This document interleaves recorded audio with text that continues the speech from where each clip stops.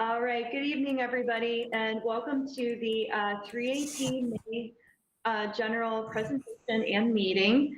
I would like to introduce Ramin, who is going to be giving us a presentation today before our meeting. So without further ado, I'm going to turn the camera and I will hand this over. Thanks very much. Thank you. And whenever you're ready, just go ahead and put it to presenting. Gotcha. Okay. All right, thank you. All right, just bear with me, folks, while I get the screen shared.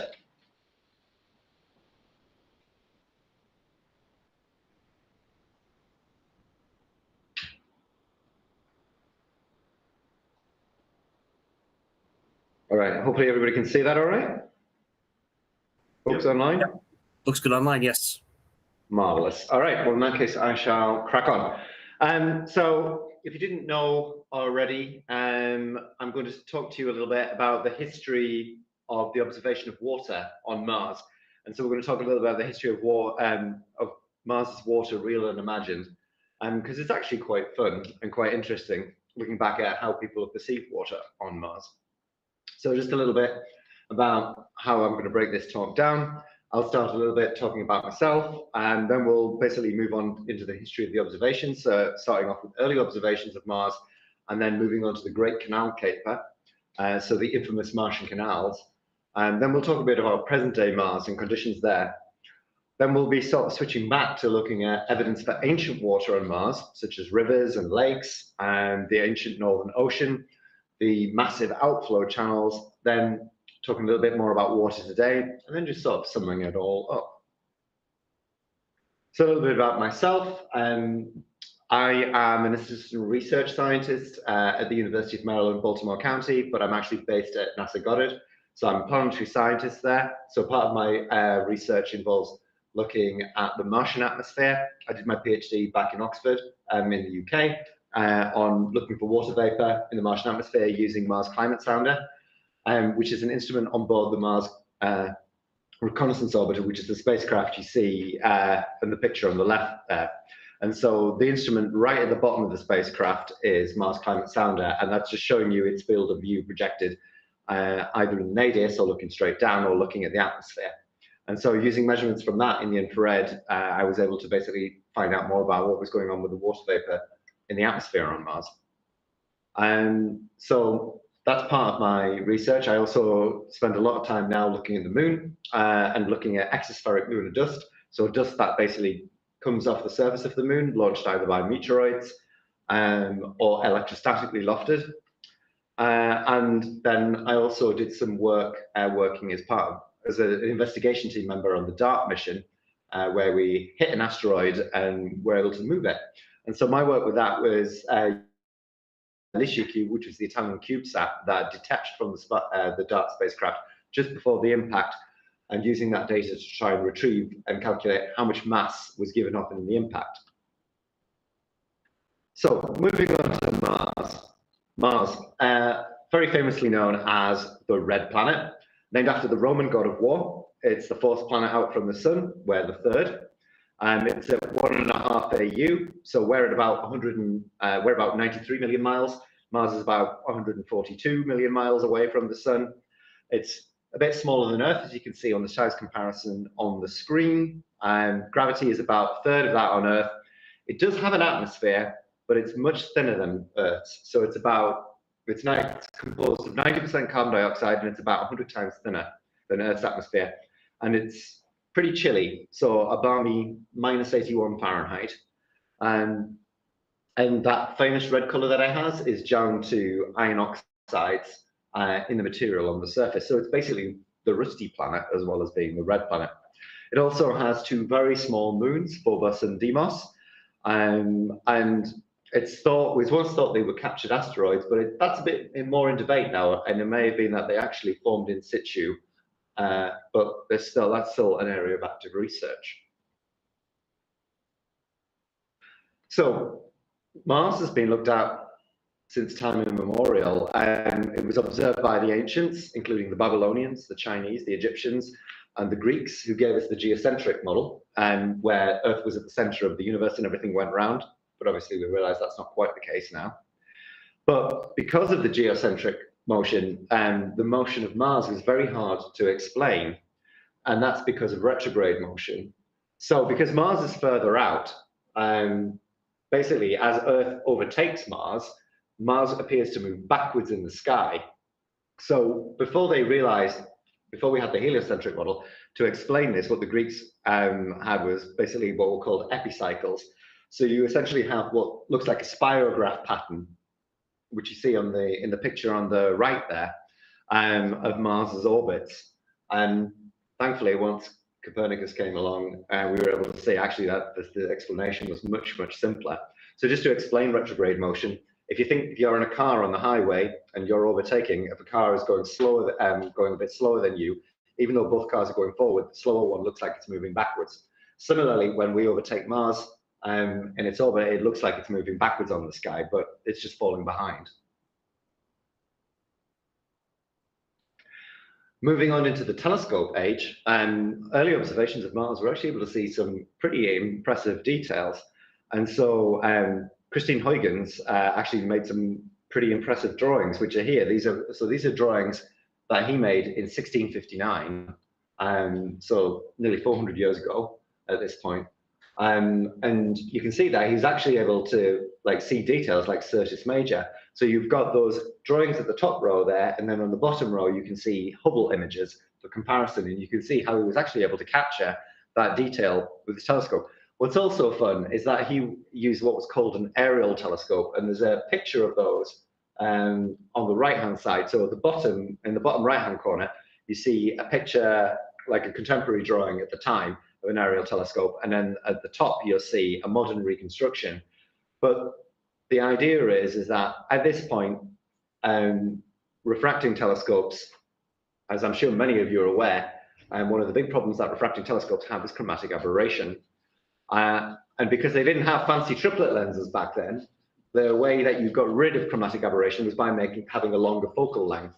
And so they had to make these really long telescopes, but they didn't have the engineering to make really long tubes at that point. So they came up with this solution, which is essentially you put your objective lens at the top on a post, and then you put your little lens on a string, and then you just pull it.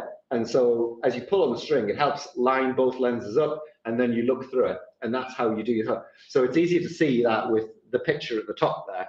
So this is what's called an aerial telescope. And these were actually, until the technology caught up, these were used for quite a while for doing professional astronomy.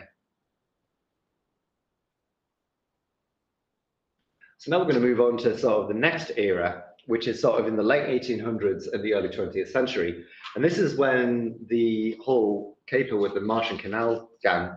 So we have an Italian astronomer called Giovanni Virginio Schiaparelli, who you see in the image on the right there. And he made telescopic observations of Mars, and he was drawing using big refractors. And he basically drew maps of Mars, which I'm going to show you an example of one in the next slide. And on his maps, he had these dark and light areas, which he dubbed seas and continents, and these linear networks that crisscross the surface of the planet, which he dubbed canali. And this is actually very interesting for what happens next. So here's an example of one of his maps. So the term canali in Italian does not translate as canal. It should be correctly translated as channel, implying natural origin. However, a mistranslation into English is actually what led to speculation of these being artificial canals instead of natural channels. And so this leads us to our next astronomer. This is Percival Lawrence Lowell.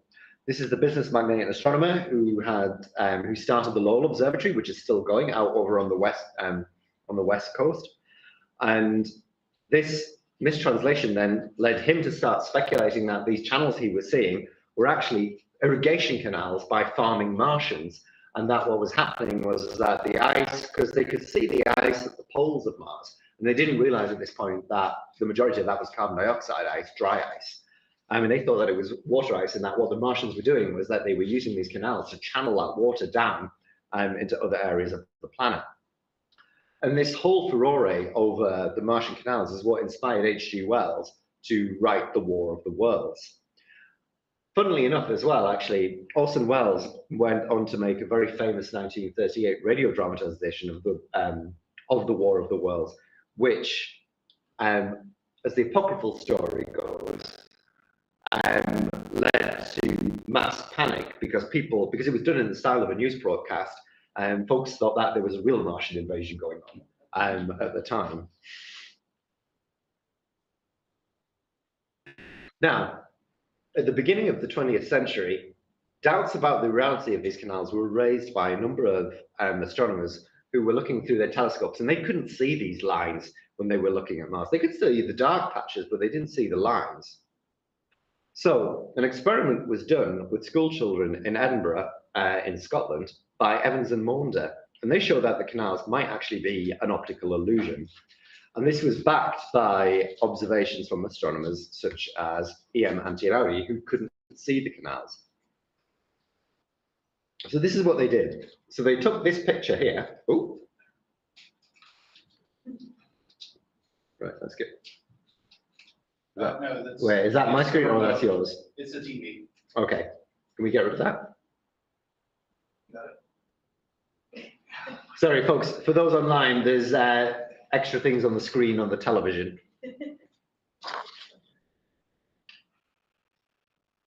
Great, thank you very much. Okay, so here's an audience participation trick. So this drawing was a lot smaller for the school children, and what they did was they had them, basically, they didn't tell them what they were drawing, they said, just draw what you see. And they had children at different distances. And basically what happens is, the further back you go, you can see that there's a bunch of dots which are craters on Mars. But if you observe this picture from far back enough, those craters basically start to look like a line because of the way that your eye perceives them.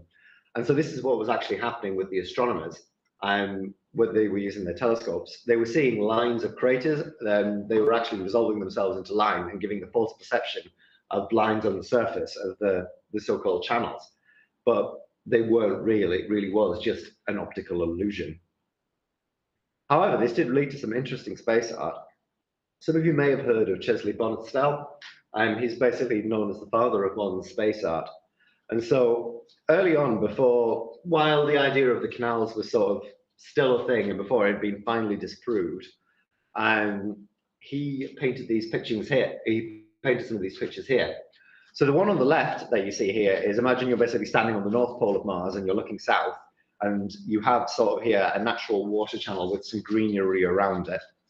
On the right, they thought, well, maybe these are not water channels. An alternative theory was that instead you have these natural rifts on Mars, and that what you're actually seeing is sort of mist and fog going through it. Of course, neither of those turned out to be true, although we do see fog in the Valles Marineris, and I've got a picture of that to show you a little bit later. And this is Chesley Bonestell.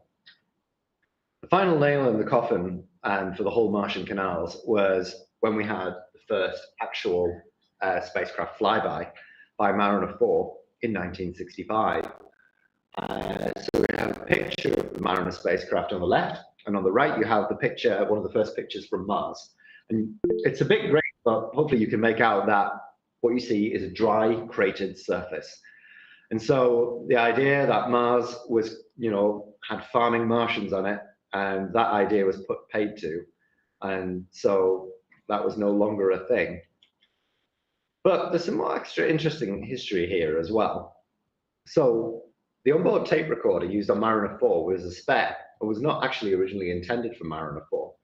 The 4.5, between the failure of Mariner 3 and the fact that the Mariner 4 recorder was a spare, and some errors reading suggested in the tape, it was determined that they wanted to test that this camera was going to work properly and that they could test the results. So this is a picture of the tape recorder. So what they did was, before the computer fully processed the data, they got all the numbers that corresponded to the values from the pixels. They went down to the local arts and crafts stores and picked up some paints. And then they painted it, but they did paint by numbers for each pixel because they wanted to make sure that the data was right. So this is basically a painted version of the digital data.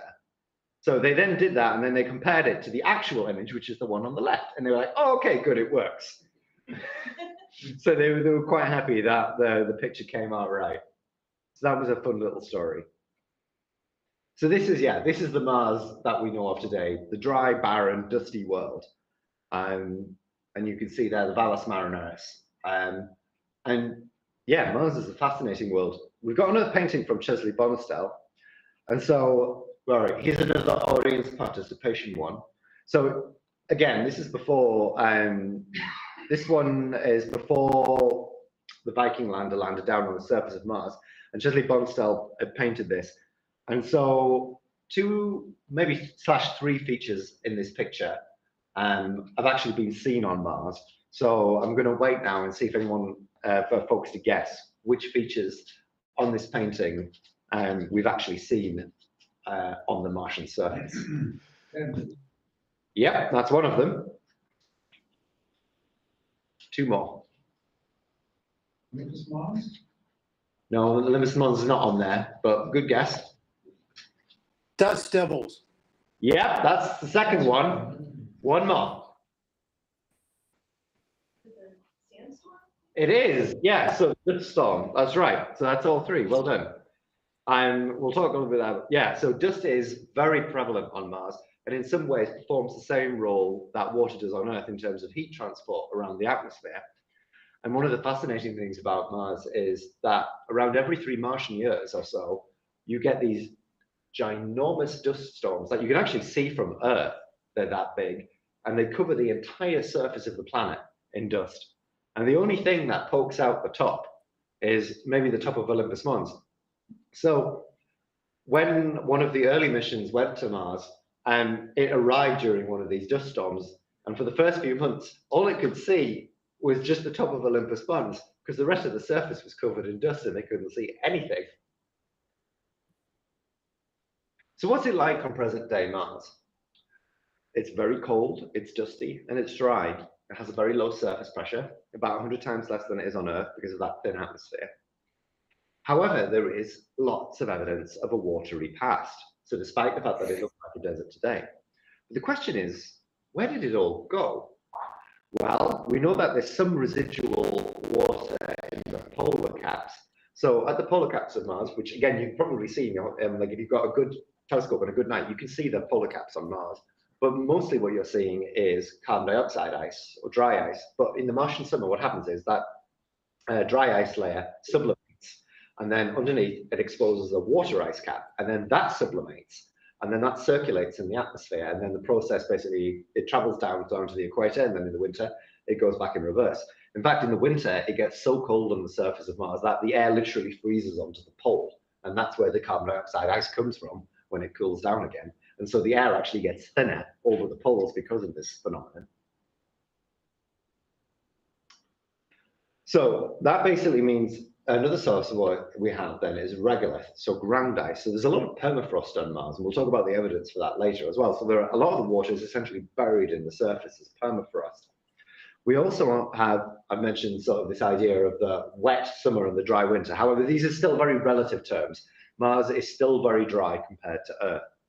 We also have hydrated minerals on the surface from chemical weathering. And then some of the water has been lost to space. And that's happening today and has been seen by the MAVEN spacecraft. So what happens is the water vapor molecules make their way high up into the atmosphere. And once they get high up enough, the UV radiation from the sun basically breaks up the water molecules into their constituent hydrogen and oxygen. The hydrogen flies off because it's so light, and the oxygen might stay around and has like an aurora. And so you have an aurora on Mars as well in the UV. And because there's no actual magnetic field, permanent magnetic field, and no dynamo on Mars, the auroras on Mars are very, very different from the auroras on Earth, and like sort of are all over the surface, not just localized at the poles, if you see images of them.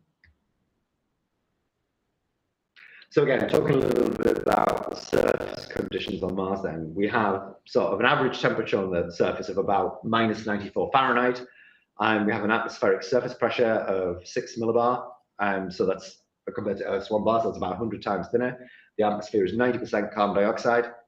And just to quantify the amount of water, so when you want to measure water in atmosphere, you can use a measurement called a column abundance. So what you do is you say, right, let's imagine I have a square meter, and I basically take a column from that square meter, from the ground, all the way up to space, and I want to see how much water there is, and I condense all the water in that column, and then I measure how thick the layer of water is from that 1 meter squared column that goes all the way up to space. So if you do that on Earth, you get a column, you'll get a depth of your square meter that's about 3 centimeters, so just over an inch. If you do that on Mars, on average, you get a column that is 10 microns thick. And to put that into perspective, the average human hair is around 75 microns. So that's basically a layer of water that's thinner than the average human hair. So I'm sure you'll get the picture now. Mars is not particularly wet, at least not in the air, because most of that water is locked up elsewhere. However, going back to Mariner 9 saw craters in a dry, dusty world, but it also saw something else that was very puzzling. It saw things like this. This looks like a dried up river channel, and it saw other features were similar. They saw features all over the planet that looked like they'd been formed by water. Now, the problem is, with the current atmosphere on Mars, that combination of very low temperatures and very low surface pressure, liquid water is not stable on the surface unless it's very heavily salted. So in the same way that you can use salt on Earth to bring down the melting point of ice, so when you put the salt down on the roads, similarly, salt adds stability and would allow liquid water to be present on the surface of Mars, but it would have to be very, very heavily salted for that to be the case. If you put a glass on Mars, water on Mars, it'll either freeze or basically just boil off. But yet, we have these features. So the question is, where did they come from? Well, some of the clues come from looking at the age. So this is what we think was a river valley, and it's about 3.8 billion years old. And it implies then that the ancient Martian climate was very different from the current Martian climate, that it was warm and wet. What that would mean then is that the atmosphere would have had to have been much, much thicker than it is, currently, for it to be able to sustain liquid water on the surface, and that the surface temperature would also have to be much, much warmer. So Mars would have been a lot more palatable to stay on than it is currently. So this image here is an image from HiRISE. So HiRISE is a camera that was on board the same spacecraft that I showed you earlier. And it was very cool because from space, it has a resolution of 30 centimeters per pixel. And it was able to take this image of a river channel. So this image is about the Neneti Vallis, which is about 2 to 3 kilometers wide, so about 2 miles, and 1,000 kilometers long. And the riverbed that you can see sort of right in the middle there is about 100 meters wide. So how might these ancient rivers on Mars formed? Well, one way is the traditional way, which is that with this warmer and wetter climate, you would have actually been able to have liquid water rain, and the water would have run off down the Martian topography and formed valleys and then formed rivers. Another possibility, however, is that it comes from subsurface sources. So for instance, you have sort of magma, which heats up the underground water layers, the aquifers, and then causes it to burst through the surface in a geyser, which then basically flows down the surface. And so you might also have had springs where aquifers burst through the surface. So both of these could have led to water flow on the surface. Again, though, you still would have needed that much thicker atmosphere for that to be sustainable and for the water not to have simply disappeared. But we don't just have evidence of rivers on Mars, we also have evidence of lakes. So this is a picture of a crater on Mars as well, of the Jezero crater. And you can see colors there, and these colors correspond to minerals on the surface, and these are hydrated minerals. So in other words, minerals that form in the presence of water. And so what we think we have here is as evidence of an ancient lake bed. And so you can see there that on the left, you have sort of what looks like a river that flows into this crater. And then you have the river delta, so all the debris that's carried by the river and makes that fan shape that you can see. And then you can see the various minerals on display as well. And there are dozens of craters which may have been filled by rivers like this. And we also see evidence of stratified layers, in other words, sedimentary deposits, like you would see with sedimentary on Earth, with rivers on Earth. So how might these crater lakes have formed? So we've got an example picture here to show you. So you've got the crater, the water flows in, and you can see that you've got that like fan of deposit materials. Over time, that builds up, and it builds up in layers. And we can see evidence for those layers in actual pictures. So on the right two pictures, you've got the near one, which shows an artist's impression of what one of these ancient Martian crater lakes might have looked like. And on the right, you have, again, a picture from high rise showing these layered deposits. But it's not just rivers and lakes. There's also evidence for an ancient northern ocean. So far from being this dry, barren, dusty world, Mars was actually had a lot of water. It would have been enough water present after the meteoritic bombardment 3.8 billion years ago to form a global layer 500 meters thick. And so if you look at the topography of Mars, you'll notice that the northern half of Mars, it's relatively low lying, and then in the southern hemisphere is basically highlands. And so we think that in those low lying plains in the northern hemisphere, there was an ocean. And this would have been again supported by that warm and wet climate, with that ocean forming on the flat and open plains, and then potentially with water flow from the southern highlands. So what's the evidence for an ancient northern ocean? Well, there are things that, from images, look like shorelines, cliffs, and beaches and the like. There's also sublimation residue from effluent during catastrophic flooding episodes, so similar to the debris that we saw for the lakes. However, there are folks who have criticized this theory and think, well, maybe it doesn't work. So if you have a shoreline, you expect that shoreline to be level across the whole place. But the problem is that there are places where the shoreline doesn't match up and it's off kilter. Now, this could be explained because what is Mars's North Pole now might not have always been Mars's North Pole. For those of you who know Mars's surface, there is a big bulge around the equator, which is where Olympus Mons is and where a number of the other Martian volcanoes are. And this thing is like a big, heavy lump. And so the most stable place for this heavy lump is to be, as it spins, is at the center. However, it may have been the case that where Olympus Mons now is actually around the North Pole. But having a heavy weight on top for a spinning body is not that stable. And so essentially over the years, Mars may well have tipped over until it tipped into its current configuration, which is more steady.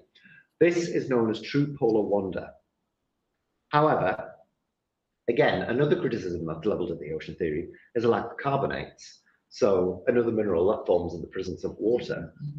However, this could be addressed by the fact that some have now been found, but also that there is an acidic, that if the ocean was acidic, that would have prevented carbonates from forming because it would have reacted and they would have dissolved. So under this warm and wet climate then, you would have had a greenhouse effect on Mars that would have kept Mars warm. But it could also be the fact that after that initial atmosphere, once Mars cooled down, there could have been episodes where Mars had a warm and wet climate again. And this could have been released by big impacts on the surface, which would have released large amounts of CO2 and large amounts of water under the surface, giving Mars a temporary atmosphere, which was then eventually disappeared. The question is, what exactly happened to Mars's atmosphere? So if it was warm and wet, we know that it must have had to have a thicker atmosphere and it must have been warmer and wetter than it is now. But the question is now, as we've seen, Mars's atmosphere is nothing like that now. The current idea, and what we see evidence for now, is that the atmosphere was blown away by the sun. So the sun gives off a stream of charged particles known as the solar wind. Without protection, basically, that atmosphere just gets blown away. Now, you need two things to protect yourself against solar wind, which we have on Earth. One of them is the magnetic field. Because the particles are charged, the magnetic field basically deflects them and protects us as like a special shield. And you can see when the solar radiation interacts with the atmosphere, which is what gives us the aurora. Something else that helps protect us are volcanoes. So we will still lose some atmosphere, but the atmosphere that gets lost is replenished by outgassing from the volcanoes. So the volcanoes spew CO2 out that helps thicken up any atmosphere that was lost. And obviously with trees and things, some of that CO2 gets converted into oxygen for us. Both of these are driven by the fact that Earth is geologically active. In other words, Earth has a dynamo, which gives it its magnetic field and also makes it volcanically active. However, Mars is a smaller planet, and smaller planets tend to cool. Smaller things cool down more quickly. And so what we think happened is that Mars was geologically active, which we know from seeing the big volcanoes, but is no longer. It's cooled down, stopped being geologically active, no volcanoes, no magnetic field, nothing to protect it from the solar wind, and the solar wind just blew its atmosphere away. The Ramin spacecraft has seen evidence of this action in process, of the solar wind basically interacting with the atmosphere and blowing away, as well as also seeing evidence of the photodissociation, so the splitting of the water molecules, and by UV radiation as well. And so, yeah, we have this transformation of what may have been like on the right to what it is like now. And so here's an image of this sort of process in action, and the fact that it's also been observed that the atmosphere is being broken down. And also, here's a picture of one of those global, well, this one's a regional dust storm on its way to becoming a global dust storm, but you can see just how massive some of these things are and how much of the planet they cover. Now, another intriguing feature of ancient water on Mars are what are called the outflow channels. So onto the northern plains, emptying onto the northern plains, are these what look like something like river channels, but on a much grander scale. The other thing that's different from river channels is river channels normally have like a dendritic structure, so tree-like or root-like, but these things don't really have any tributaries. They're basically just big, long channels, but they are ginormous. These things are tens of miles across, and they would have carried ocean current-sized amounts of water. And so we've got a map here that shows you, that shows you some of these, such as the Aris Vallis. And we've got a picture of some of these taken from space, just so you can get a good idea of just how big these are. And these are both about 25 miles across. We've got a picture there on the right, which shows a close-up across one of these things. Further evidence that there was water flowing through these is given by looking at close-up pictures. So within these outflow channels, you see things like this. So this looks like an island, and you can see that it's teardrop shaped. And that is consistent with high-speed turbulent water flowing past it and eroding it and creating that teardrop shape. And so the main theory for the formation of these channels is what's referred to as catastrophic flooding. So these Earth-ocean current-sized flows that would burst out of the Martian surface, create these huge channels, carving out these huge chunks of Mars, and then flowing onto the northern plains and filling the ocean. And there are sort of a few different ideas of the mechanisms that could have driven these. One of the main ones is the release of subsurface groundwater. So we talked a bit about, the aquifers on Mars, and we think that the ice on Mars acted as like a cap on these. But if some kind of large disruptive event, such as a volcanic eruption or a meteor impact, came and basically burst through that cap, you could have these huge. You could basically just have it's like uncorking the bottle, and the water just spews out and starts to flow all over the surface. And we see evidence of sort of what's called chaotic terrain on Mars, where these water flow, you have these huge subsurface water flows, which then cause the ground above them to collapse. Other ideas is that perhaps large quantities of ice were below the surface and they got melted and that they were what were released.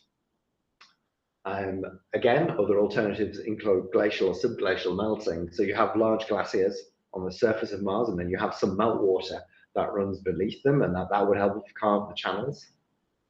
However, given what we were saying with the flows, it does look more like these large flows of water. One of the last two theories are lava flows, but again, that's not really consistent with the teardrop-shaped islands, or even pyroclastic flows of CO2 flowing on the surface. And so that CO2 might have been responsible for it, but most of these have been discredited.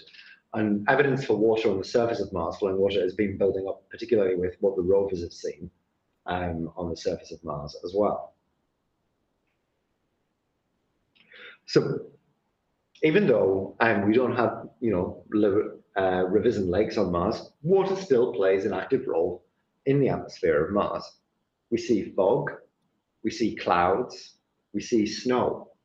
So the picture on the left here, the color's been exaggerated a bit, but it shows you clouds on the surface. These might be CO2 ice clouds or they might be water ice clouds. But we do see water ice clouds on Mars. Picture on the right is a picture from the Viking lander. And what we see here is potentially water ice frost on the surface. The bottom left, what you can see is a picture of the North Pole of Mars. And as we said, this is a layer of CO2 ice overlain by a layer with water ice underneath it.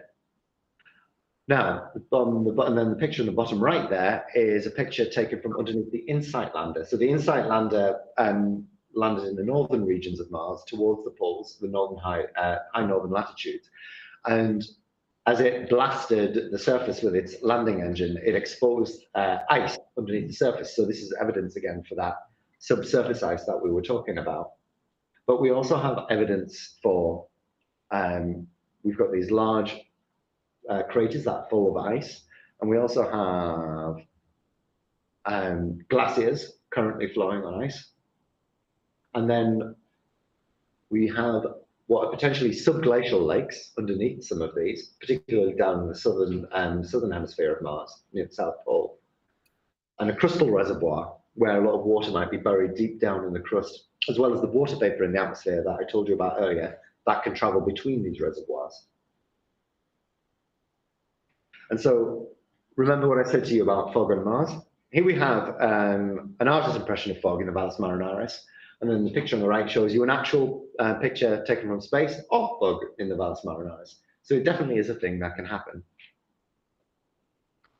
Evidence for widespread subsurface permafrost is shown here. So this is a map from the Mars Odyssey's gamma ray spectrometer. So what it shows is essentially high concentrations of hydrogen within 30 centimeters, within 1 meter of the surface. And the most likely thing compound for hydrogen to be in there is water. And so this is essentially what we think is a map of water ice on the Earth. And it makes sense because you can see that it's concentrated towards the poles, where it's colder and where you expect water ice to be more stable. As you saw before, we saw then the results from InSight that showed that there was ice underneath. And we also have evidence from fresh craters on Mars. So in the picture on the left here, you see fresh impacts that were spotted by the HiRISE camera in 2009. And looking at the same site a couple of months later, you can see that there were bright spots originally on those craters, and then those bright spots have gone. And those bright spots corresponded to water ice. Again, when we look at sort of layered deposits and things near the poles of Mars, you've got a cross-section of a thick sheet of underground ice here. And we can see, again, spectral evidence with the false color layers there showing you where the ice is revealed in layered deposits near the poles of Mars.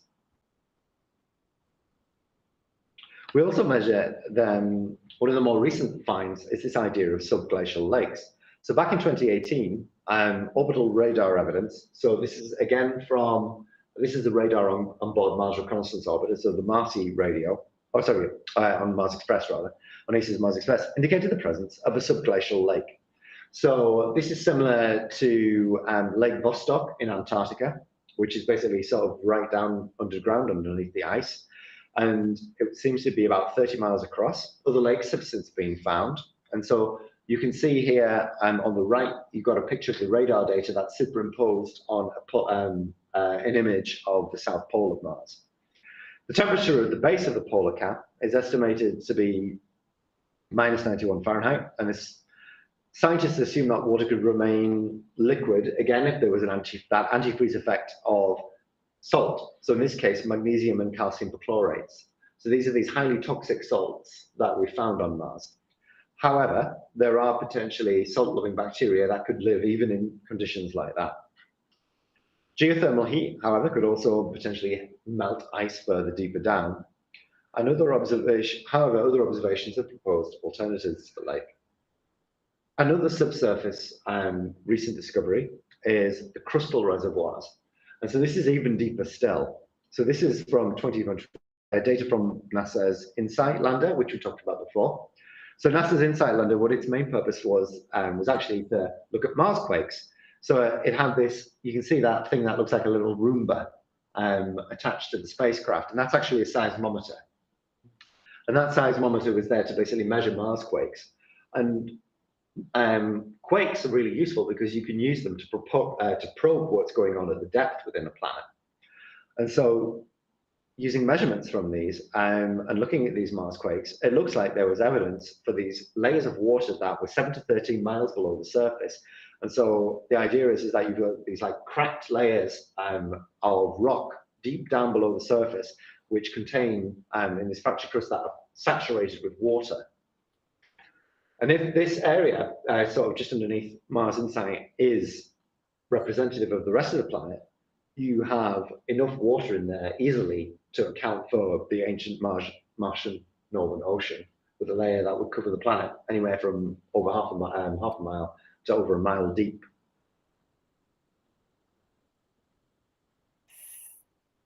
Some other recent observations were these. So this got people very excited because these are what are called recurring slope lineae. So these dark streaks appearing in the warm seasons on slopes. And so what people initially thought is, oh, this must be water running down the slopes, leaving these marks, leaving these sleeps.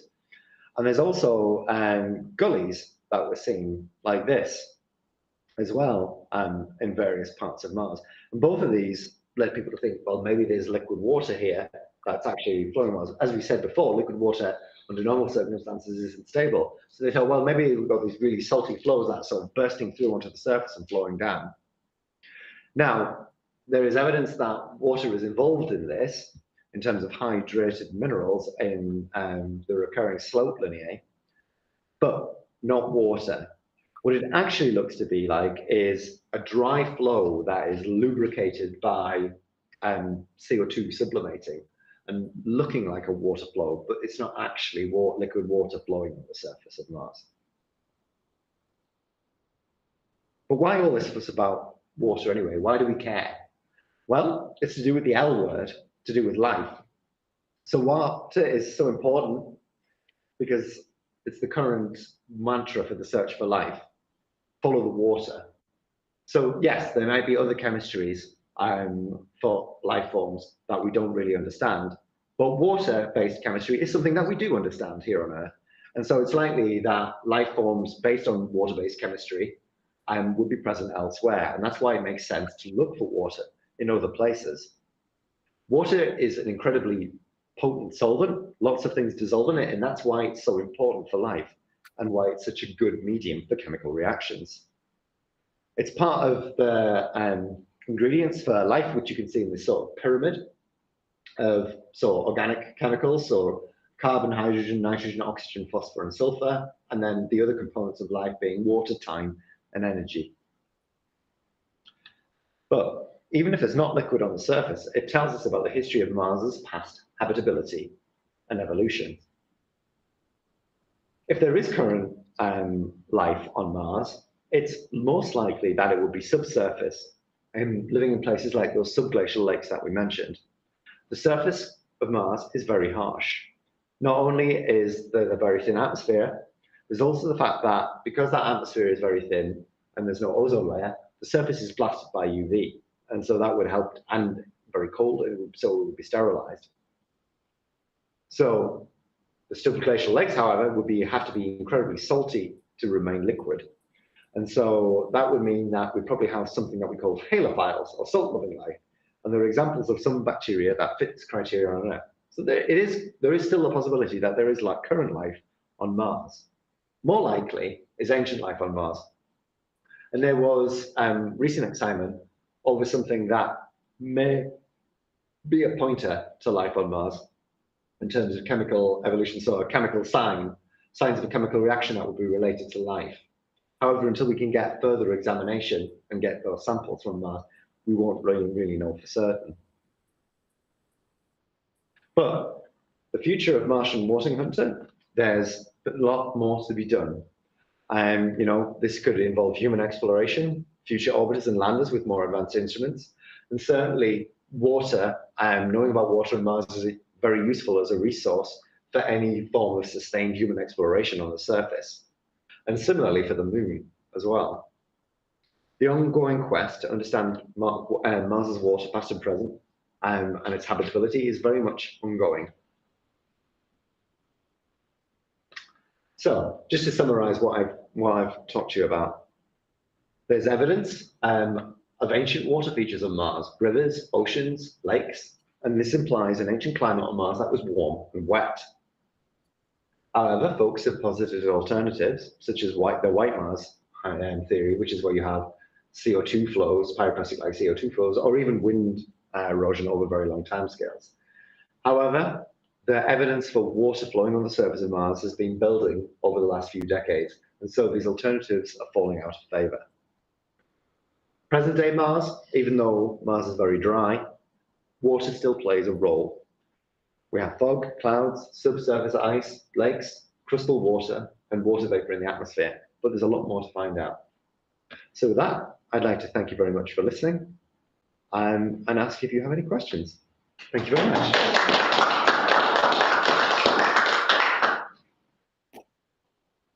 Okay, as you know, Mars' orbit is very elliptical compared to Earth. Yep. What if Mars were in a circular orbit of its current perihelion distance? A little more solar energy throughout the year. Is it possible that Mars was in a circular orbit and something stretched it out so it spends a lot of time in colder conditions? And that if it were circular, there might be more chance for atmosphere and water. I mean, maybe, but like those kinds of orbital, the timescales for those things are like on the billions of years. And so Mars's orbit was probably fairly stable by that point.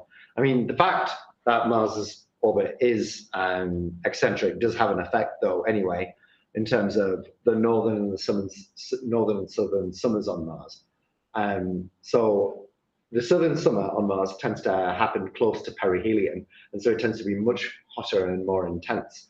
But despite that, interestingly, and the southern polar cap is much smaller, which is the picture that you see on the screen here, compared to the northern one. And so you do get some water released, but not as much, despite the fact that it's actually hotter on there, which leads us to think that the reservoir for water vapor or for ice at the southern hemisphere is smaller than it is at the northern hemisphere. Any folks online as well, also please feel free to ask questions, or if someone can monitor the chat if anyone is putting questions in there, because I can't see it right now. You see the chat? There's nothing in the chat right Oh, now. okay. Oh, one last thing. Some space visionaries suggested sprinkling black carbon on Mars, which would absorb sunlight and heat the planet and liberate water and atmosphere. Did you ever read about that? Yes, I've met a scientist who's Edward. Oh, what's his name? But yes, I've spoken to him. So I mean, yes, this is a plausible thing. So this is what they refer to as geoengineering, and it would be part of a longer term goal to warm the planet. But you'd have to do a lot of work to thicken up the planet, to thicken up the atmosphere. The other problem you have is that you'd have to have some way of constantly sustaining that, because you can thicken up the atmosphere, but remember, no volcanic activity and no magnetic field, which means your atmosphere is just going to get blown away again. Go and do something about it in the longer term. Oh, we've got a hand up from somebody for a question. Would you like to go ahead and unmute yourself?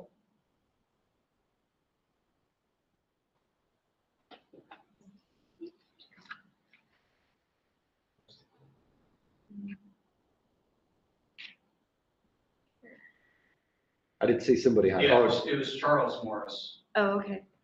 I just wanted to see if there was anything in the chat. Charles, did you have a question for Ramin? Maybe it was an accidental. Oh, okay. Possibly.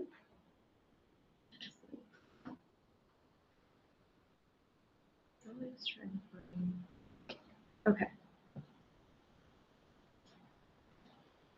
I know there's a way to find this. Oh, it's up here.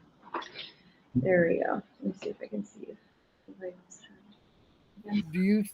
Do you think that we'll ever colonize Mars? Oh, that is Rick. Having a sustained presence on Mars, I think is possible. There are a number of obstacles that we'll have to overcome. And I think making sure that we can sort of test those and benchmark those on the moon first is a good first step. Because thankfully, it's only a couple of days to the moon. It's 6 to 9 months to get to Mars, and a round trip is like 2 years. So I think certainly in the longer term, it's possible. But there's things like how to deal with radiation, particularly on the trip.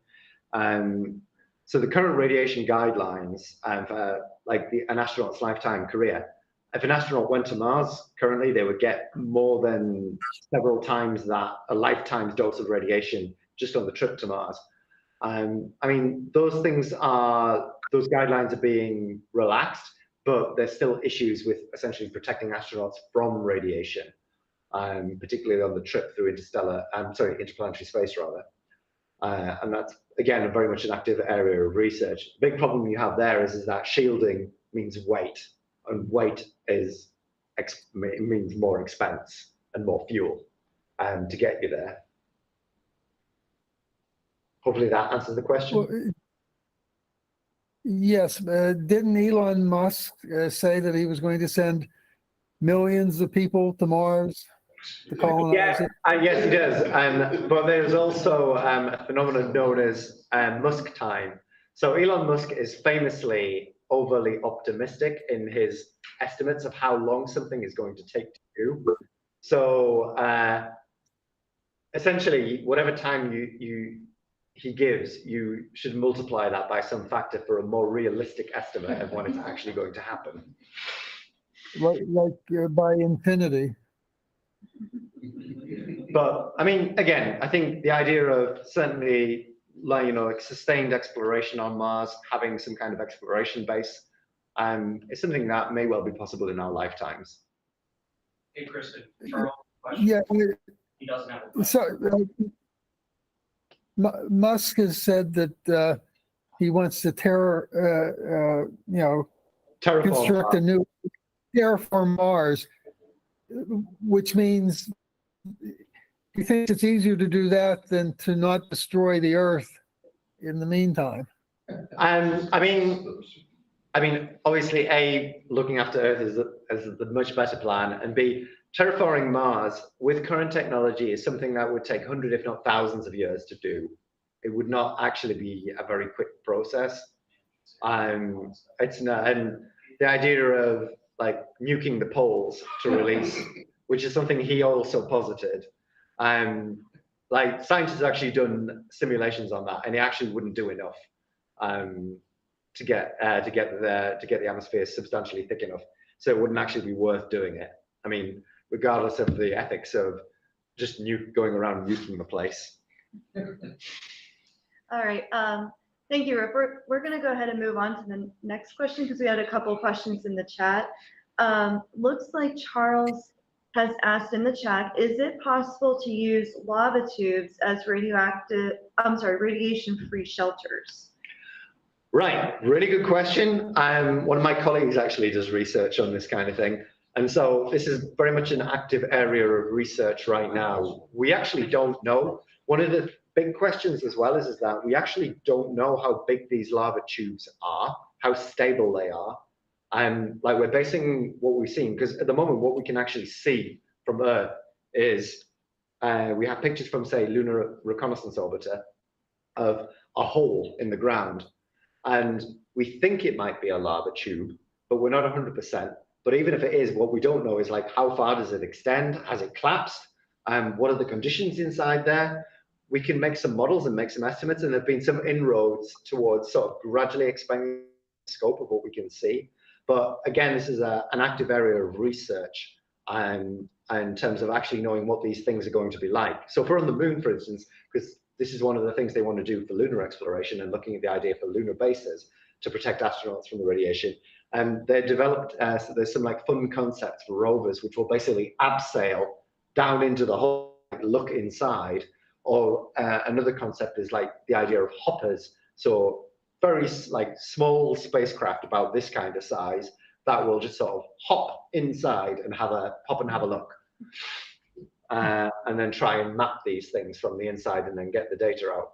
But at the moment, we still actually don't know very much about these things. But there's hopes that they look like, morphologically, they look similar to lava tubes. And so we think that that's what they might be like. And so, yes, there is a potential for them to be used as that, but we really need to know more first. Would something like ground penetrating radar, ground penetrating like sonar technology be useful in mapping or diagramming that out? Yes, Okay. yes. And so again, yeah, there are moves in that direction to do that kind of research and to do that. Is that just for the radiation portion of it, or would Well, that also? I mean, it's also, yeah, just to protect astronauts as well, because the other thing that it could potentially be useful for is having like good temperature control, because the temperature in these regions will be very stable. So lunar day and lunar night, there are very large fluctuations in temperature. So if you have one of these, if these things really are like lava tubes, then what you will have is a place that is actually thermally quite stable, as well as protecting from radiation and also meteoroid impacts, which is another big problem. Okay. So the moon, the lunar surface is also constantly being pelted by meteoroids. And so on Earth, this isn't a problem because you've got the atmosphere which burns all of those tiny meteoroids up. You don't have to worry about the really big ones. The moon doesn't have that benefit. And so even the very small ones will hit the surface, and these things are moving at several miles per second. So if they hit something, even if they're really, really tiny, they're still going to do a lot of damage. And so that's something else that is also needs to be protected against. I also had another question off topic of the radioactive. So you mentioned before that we had the photography landing to like look at the surface of Mars. I never looked it up, but have we done any drilling to like just take like soil samples, and if we have, like, how far down have we gone? So drilling on Mars has happened, is happening now, and there are like the most recent Martian rover, Endurance, is basically taking samples in anticipation of somebody coming to pick them up. Oh. However, that's very much in flux. Originally, the plan was for something called Mars Sample Return, which is a program that got cancelled. And so this would like involve three elements. You'd have the rover on the surface, picking up the samples, putting them in a tube, and then dropping them, and waiting for someone else to come and pick them up later and bring them back.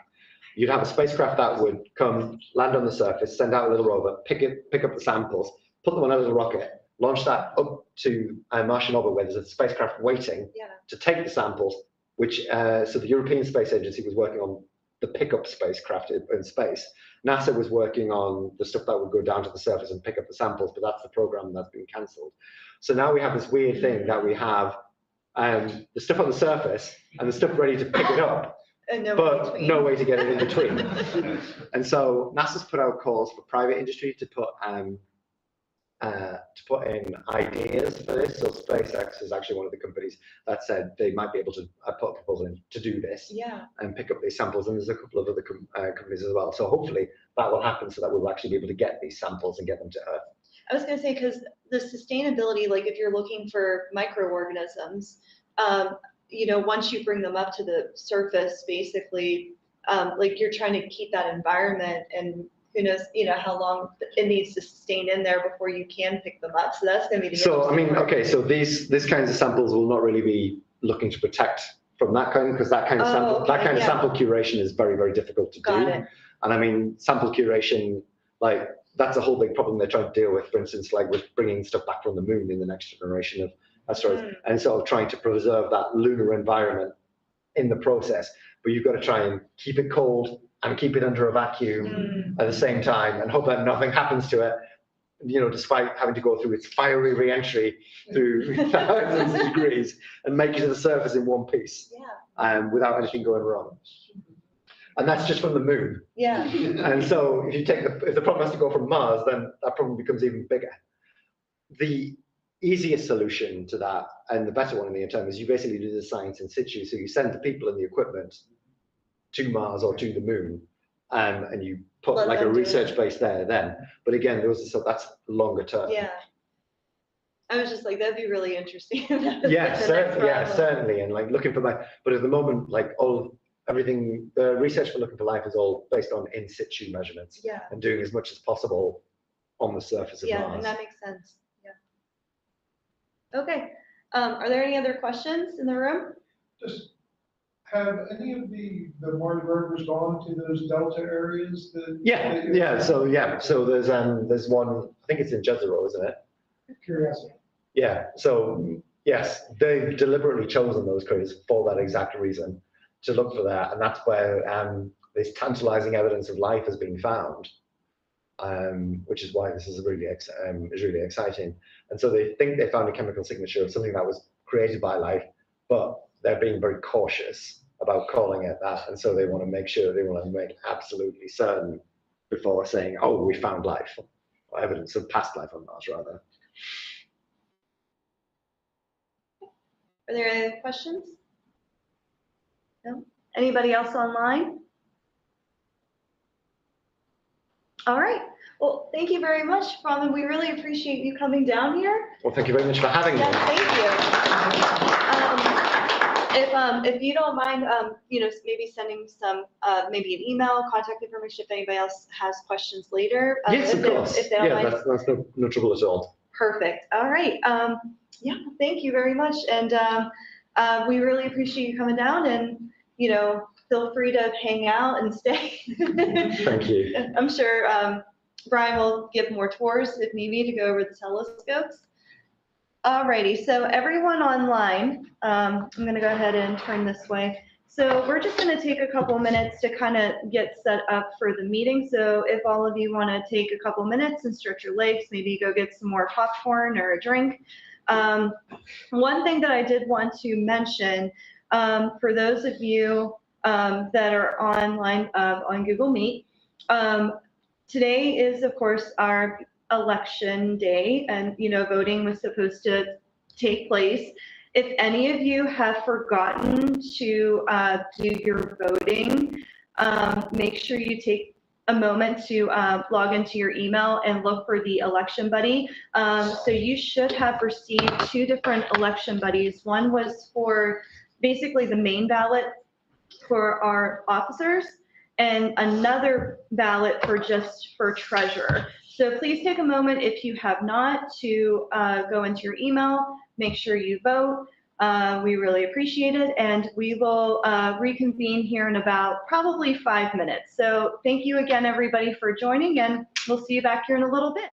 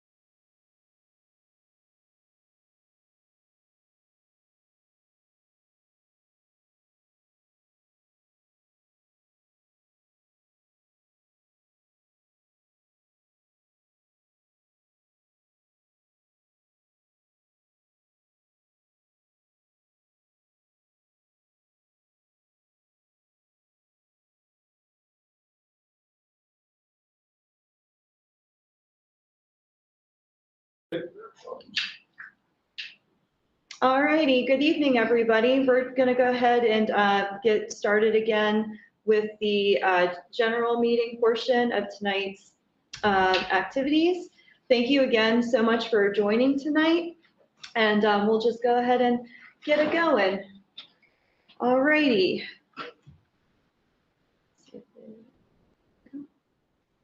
All righty, so let's go ahead and start off with doing the meeting minutes from March 13th and April 10th. So Rich, if you want to come up here, that way you're next to the microphone, that would be perfect. And then just watch your clip. Okay. All righty, meeting minutes, March 13th, 2026. Business portion called to order at 8:36 PM by President Kristen Crawford. All votes cast verbally or by hand raise. 32 members in attendance. Presentation was What is a Lagrange Point by John Wenskovich as a substitute for our regularly scheduled speaker who was unable to present due to a power outage. Meeting minutes from February were read by Rich Dawlish. The motion to approve was made by Marcus Mueller and the second by Sean Brown. Motion was unanimously approved.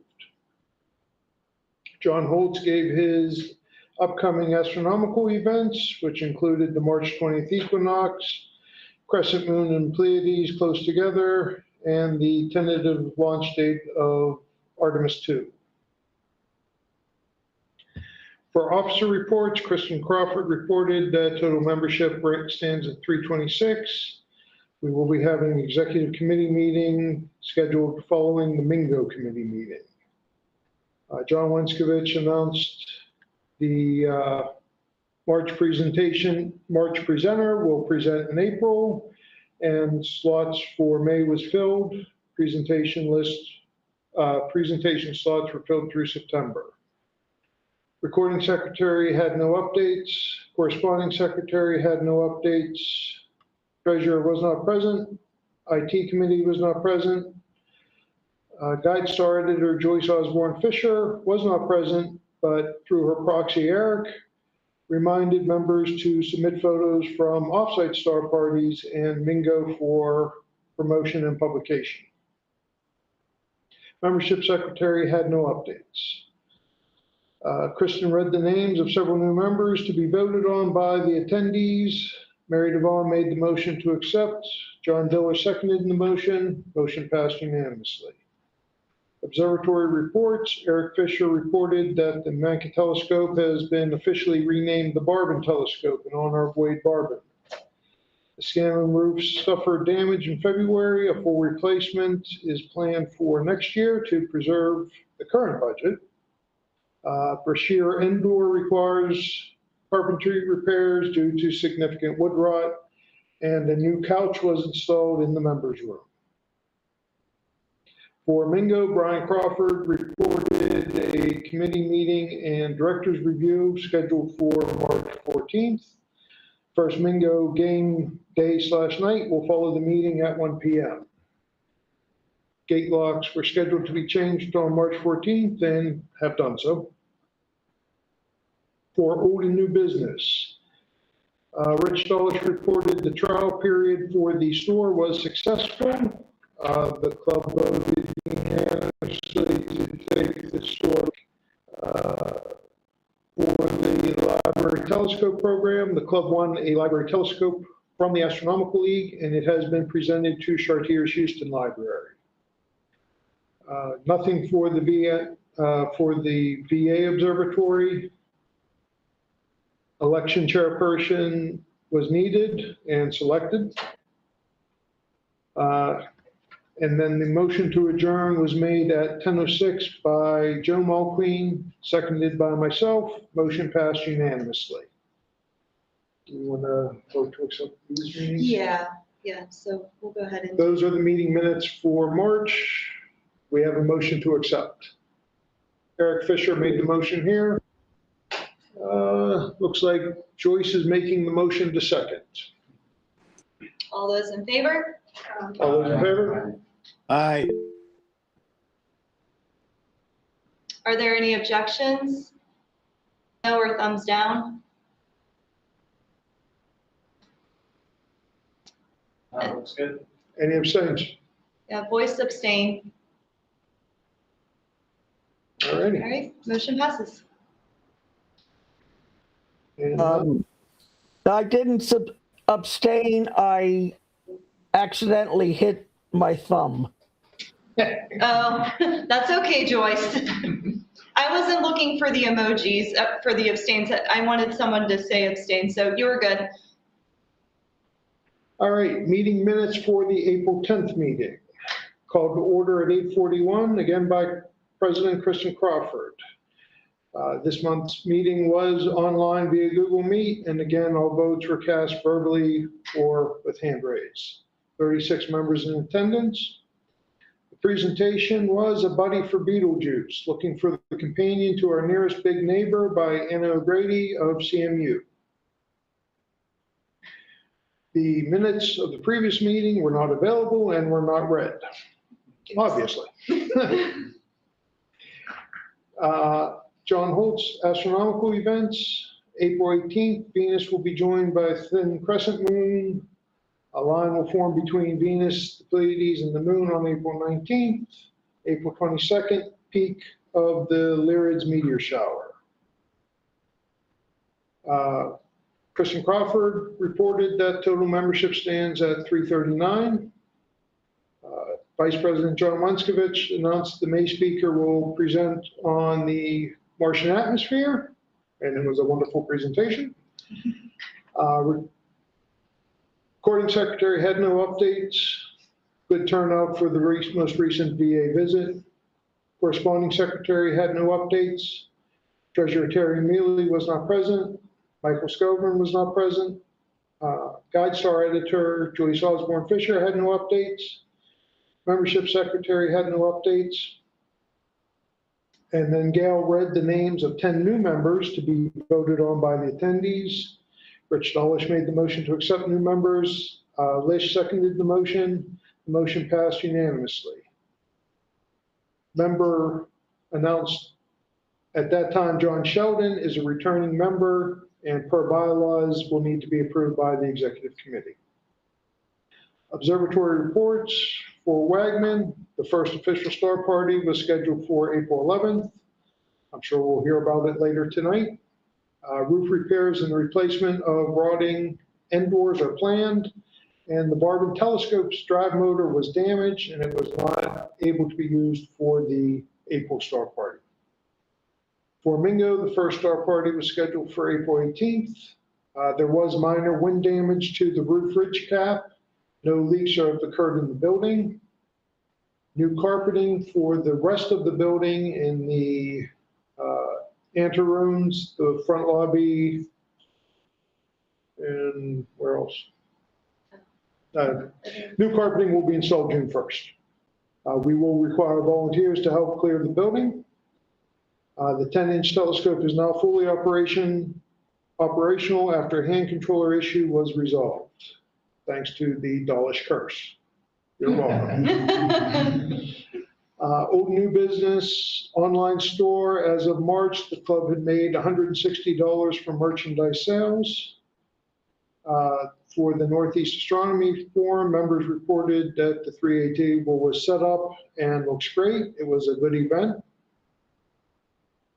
BAMC, I had hoped to have a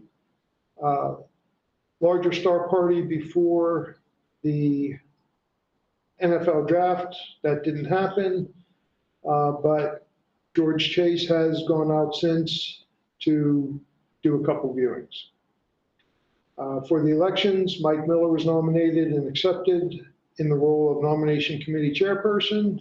The nomination slate was myself for president, Vice President John Wentzkovich, Marcus Mueller for recording secretary, Gail remaining as membership secretary, Lish remaining as corresponding secretary, and at the time, no nominee for treasurer, but Joe Melqueen has since stepped up.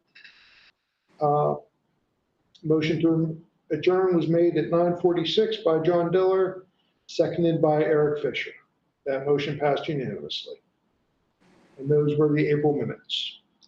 Thank you. Great. All right, may I get a motion to accept the April meeting minutes? Brian first? May I get a second, please? So moved. Oh, so. Wow, that's fast. Okay, so we'll go John. That was John Tiller. Okay. All right, all those in favor say aye, yes, emoji, Aye. thumbs up. Aye. Okay. I am seeing all thumbs up. All right, are there any objections?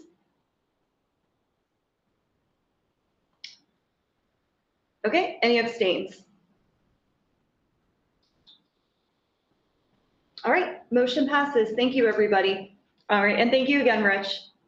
Much appreciated. All right, John Holtz, I believe you were online last time I looked. Did you have a look at that presentation for us tonight? Yes, I do. Let me go ahead and share my screen. Okay. See if I see. Here we go.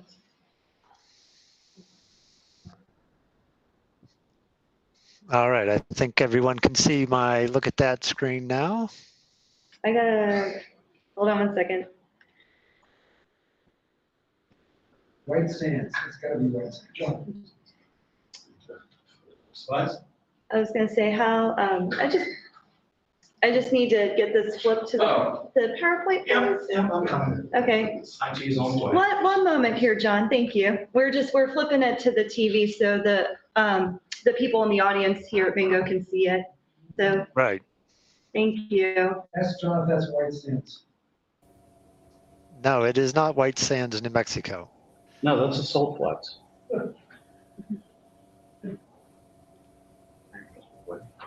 There it goes. Okay, thank you, John. I appreciate Yeah, I'll be it. back up when we're ready to switch. Go down to the three dots next to the disconnect button. Wait. There we go. Yep, All right, am I good to go? Where do you want me to go? three dots by the disconnect button. Oh, this one? And then full screen. Almost at the, yeah, there you go. And then close out of the cat bar in the upper right. Hey, remember what's going on? Almost there, John. Yeah, it's okay. So it goes around. There we go. Okay. Thank you. All right, John, you're good to go. Thank you. All right, here's some of the upcoming events for the next month and into the summer, with the ones in yellow being perhaps more visually interesting. But Mars is returning to the morning skies after it was last seen back in September, and on May 14th in the morning, the thin crescent moon will help you locate Mars. The moon then rendezvous with Venus on May 18th. Should be a very nice conjunction since they'll only be 2 degrees apart. We have the moon and Antares on May 30th. Venus on May 31st is at its highest altitude for this apparition. So from here on through October, it's all downhill for Venus. May 31st is the so-called micro full moon, meaning that it's the full moon closest to apogee. And the question, does it really look smaller to you?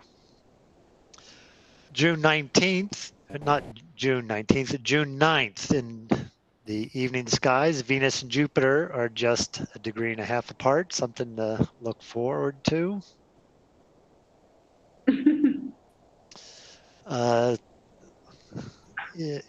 With all due respects to Eric Fisher, on June 13th, in the morning skies, the moon is leading the Pleiades across the sky. Yes, already in June, the Pleiades are visible in the morning. It's sad, by the way. Winter's coming. Yes, a sign of fall and winter is coming. June 16th, a nice grouping a little bit of everything: Mercury, the Moon, Jupiter, with Pollux and Castor and Gemini, and Venus. And then the big item on June 17th, between 3:41 and 5:04 p.m., Venus will be occulted by the Moon. And then later that evening, once it gets dark, the Moon will be passing through the Beehive cluster and occulting a lot of those stars. Then summer solstice coming up, June 25th. Okay, this is the last time I'm going to mention this because we're all waiting for T Corona Borealis to go nova. And when it will happen, no one will know. There's, of course, speculation that sometime around June 25th, the chances may be a little higher because that's when the alignment of the two stars that make up T Corona Borealis are perhaps in the right position that circumstantial evidence indicates is required for it to go nova. So we'll see if this, which prediction is this? This is a fifth prediction, perhaps. We'll see if it's any better than the previous ones. Hey, John, if you were a gambling man, what kind of odds would you put on it? That it's going to happen sometime around June 25th. Well, let's see. I don't think it will matter, but I will be in France at that time. No, it will matter because I'll be in Paris. I won't be able to see it, so odds will be good. All right. At the end of July, Jupiter's heading towards solar conjunction, so it's getting low. And last item on the radar is August 12th, total solar eclipse. Crosses mainly, I can't believe I just said that. It crosses Spain and Iceland. And the Atlantic Ocean and Arctic Ocean and those places. So we have a few member photos from Discord. Connor has a Rosette Nebula. Oh, if you guys do see Connor in the Discord, congratulate him. He has been selected to move into the finalists of the Image of the Day competition on Astrobin. Oh, Image. okay. Did you guys hear that online? Yes. Okay, I just want to make sure you heard him. Yep. Yes, congratulations to him. Yeah, congratulations, Connor. Craig has a photo. Could you repeat that? So I didn't quite get it. Connor entered his photo into the Image of the Day competition on Astrobin, a website for hosting astro photos, and he's been selected as one of the finalists for winning. And I think it was with the Rosette Yes, it was. photo, this one here. Yep. Yes, that is correct. It was with that photo.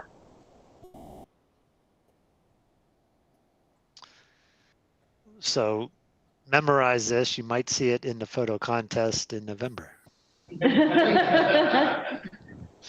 Craig submitted, or not submitted, but posted a photo of M101 up in Ursa Major.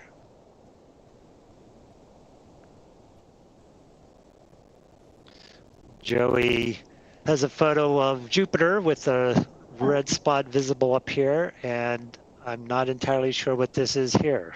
I think it might actually be a moon. Is Joey there or online? I don't think so. Yeah, since... Is it a shadow of the moon? Yeah, that's Well, what I'm thinking. it could be, but I would think at this time of the year, if the shadow was here, wouldn't the moon be off the disk of Jupiter? Or is the moon still in front of the Jupiter, but just hidden somewhere in the clouds? That's why I was wondering if it happens to be... It's hard to take a picture of Jupiter and at the same time see the moons. You have to do two separate exposures. Okay. So you think it may be here, it's either out of the field of view or just didn't, No, wasn't captured.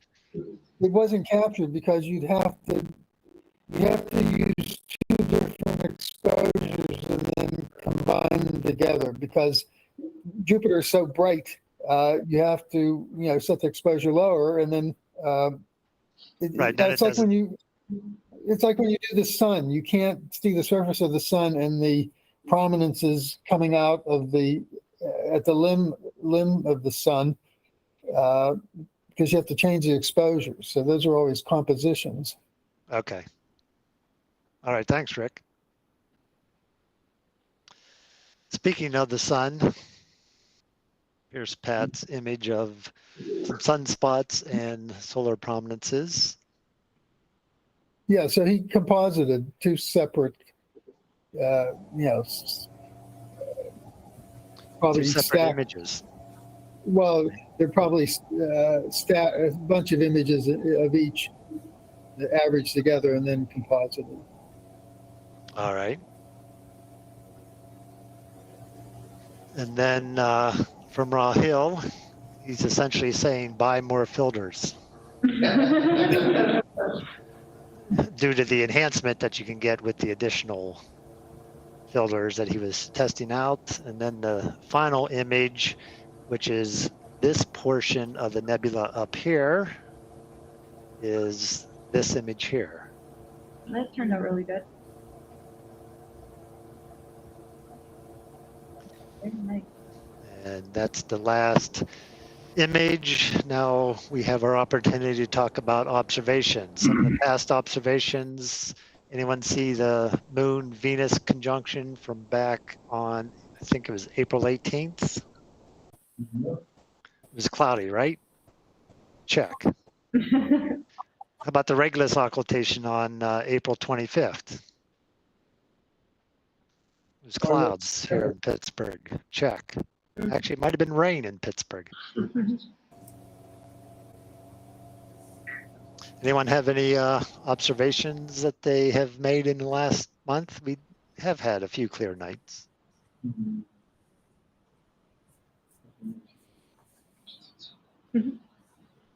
Anybody in the room? I've had my telescope out since October, maybe 3 or 4 times at most. The weather's been so bad. Right.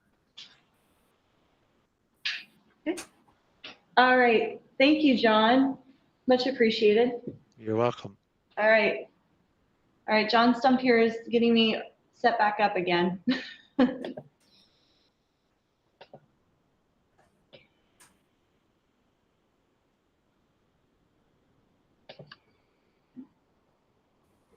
What concentration on that man's face?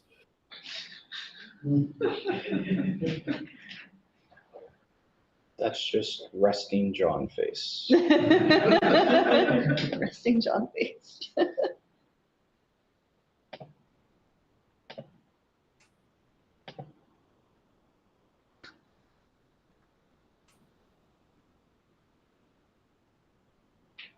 All right. Thank you. See, goes so much faster. All righty. Thank you again, John and John. All right. Let's go ahead and move on. All right. So normally I do officer reports, but I was like, you know what? I'll just go ahead and get started with a new member since we always get scared that Kristen's going to forget. Although I will admit, Kristen has not forgotten new members at any of the general meetings. So we'll go ahead and start with this. Thanks, Joyce.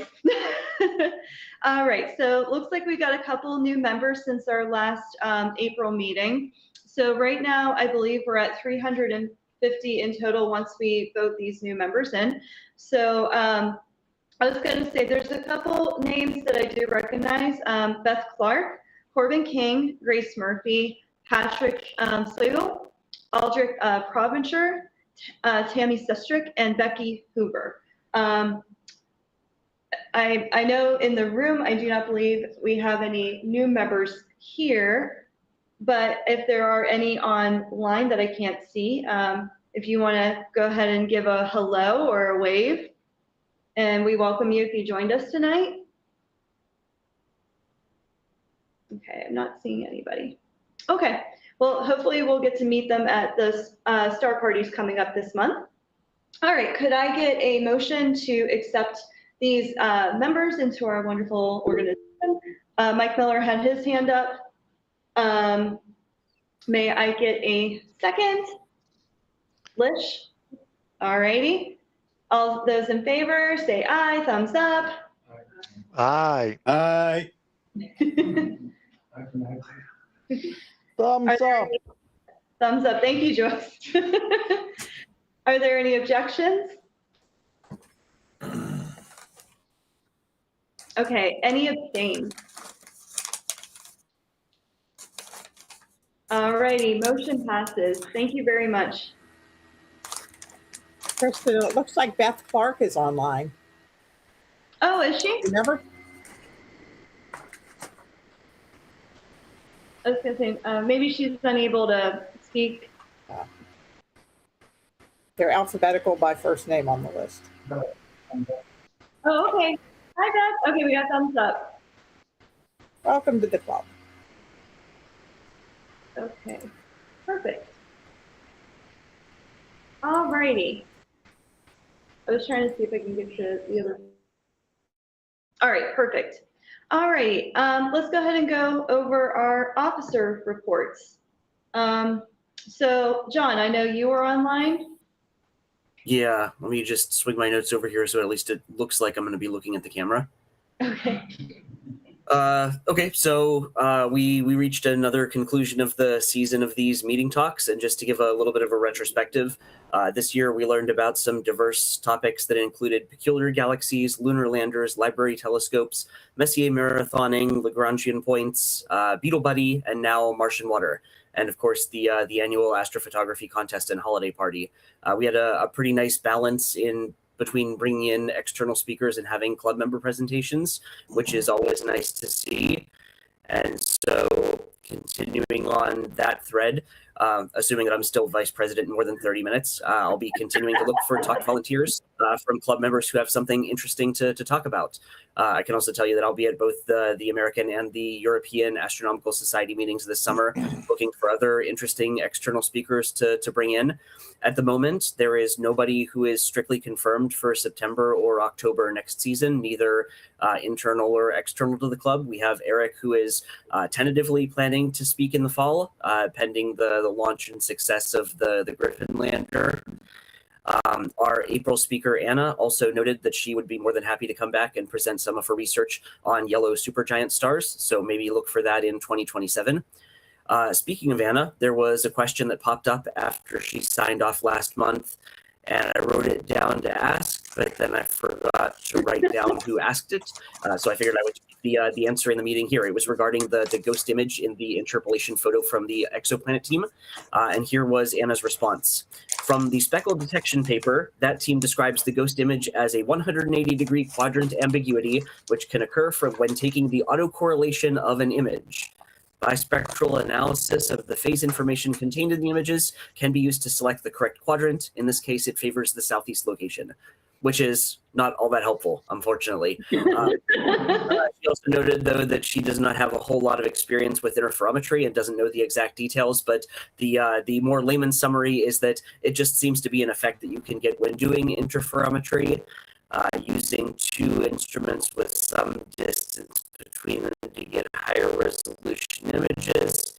And part of the data allowed that astronomical team to know which image was likely to be real and which one was likely to be the ghost image. So there's that. I guess one other thing that I can bring up is the Astronomical League, since I'm also the Astronomical League representative for the club. Hopefully everybody knows so far, but as of this year, we are now all members of the Astronomical League. And so you've been hopefully seeing some of my posts and announcements that I've been forwarding as I have received them in that role as the Astronomical League coordinator. I don't actually think, though, that I've ever said welcome during one of these business meetings, so welcome. If you were a member as of February 1st, you should have gotten a Reflector magazine in the mail sometime in March. If that didn't happen, then definitely let me know. We submitted an updated roster at the beginning of April, and you will receive that Reflector sometime in June. If that doesn't happen, then definitely let me know, because this is a little bit of a new process for us to send in a roster with all of the club member households to the Astronomical League, rather than just the subset of members who explicitly signed up And so we want to make sure that our workflow is successfully workflowing. And that's all I've got from my end this time. Okay, great. Thank you, John. Does anybody have any questions for John at this time? All right, no hands up in the room. Anybody online? Okay, all right, so moving on. Rich Dolish, did you have anything for recording secretary? Nothing to report. Nothing to report. Okay. Corresponding, Lish, you're here tonight. Do you have anything to report? Nothing to report. Nothing to report. Okay. Gail, did you have anything to report? I believe it's Patrick's name come up. Nothing to report. Okay, great to hear you again. All right. Terry Mealy, I don't think I saw him online. I will say though, I do want to just quickly give a shout out to Terry for being our treasurer for the past 5 years. He has done an excellent job. Thank you so much for keeping track of all our accounts, also making sure that our facilities were well maintained, that we paid our bills on time. That in itself can be very grateful for the time that you have volunteered to be a part of the executive committee. And thank you again very, very much for dedicating that amount of time. All righty. Michael Scobrin, I don't believe I saw him online. Okay. All right. Joyce, I know you are online. Do you have anything to report for GuideStar? Nothing to report for GuideStar, but in line with what you just said, I would like to give a shout out to our first female president of the amateur astronomers, whose term of office coincided with a wonderful time of controversy, and which required her to do not pleasant things to get the ship back on track. Well, that's a mixed metaphor if I ever heard one. But at any rate, yes, you had more than your usual share of things that a president had to do in your term of office, and I couldn't have thought of any more better suited person for getting through that time, tumultuous and touchy time of things. And I think everyone except new members knows what I'm talking about. And I'll ask if my proxy has anything about the GuideStar. And I know good, so I just wanted to embarrass you. So. Thank you. Thank you very much, Joyce. Yeah, okay. All righty. Yeah, well, you got me misty the other time because somebody nominated me to get the Brashear Award, so I'm just paying you back. I mean, that was a group effort there. Like, you know, you can't blame me all the way, Joyce, you know? Anyway, all righty, let's go ahead and move on here. All right, Eric, who is observatory report. Okay, the night is running long, so I'll try to make this brief. I need my reading glasses. Okay, number one, our next public star parties are May, I think 22, I don't have my card, 22 and 23. Before that, on May 15th, we're going to have our first satellite search party of the year at Wagman. Now, I put out an announcement that this is only if you weren't planning to come to Mingo. If you're like a North Hills member, but you want to get out to observe, I'm not trying to rob Mingo of personnel by having it on the same night. So our current record is 92 satellites in one dusk to dawn period, but with all the Starlinks going up, we should be able to break 100. Through June 13th is our 39th anniversary of Wagman. It's also going to be our first game night. Mingo came up with this a couple months ago, worked out very well, so we're going to have a game. It's actually game afternoon in the reception room and in the Brashear telescope room, and it'll be published about what's happening there.